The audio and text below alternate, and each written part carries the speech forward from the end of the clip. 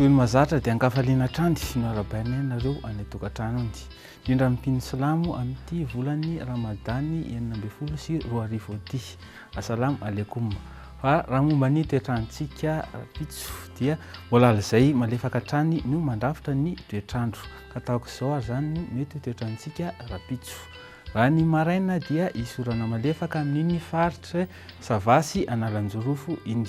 Somary hoisy zavona vao maraina aty amin'ny faritra nirany avoatany zany iny Analamanga, Itasy, Vakinakaratra iny. Andrahona ny ety ilany Atsinanana ary maina ny andro zany fandimondroana sy masoandro amin'ny faritra sisa.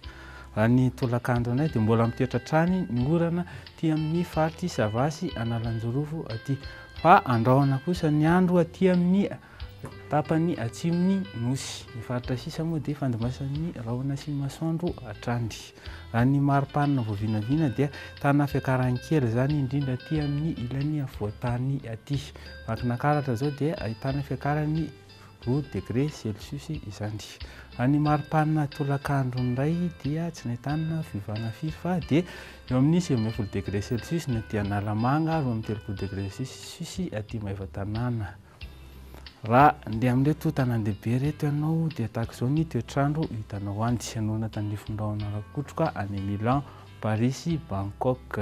Maina ny andro any Johannesburg ary andrahona ny andro any Nairobi. Ny toetrandro amin'reto nosy ravavy retonay dia tahaka izao. Hanorina tandrifin-drahona any Port-Louis, Comore ary Saint-Denis. Rakotroka zany any Seychelles. Izay indray ny afaka atolotra amin'ity alina ity fa amanaraka indray veloma tompoko.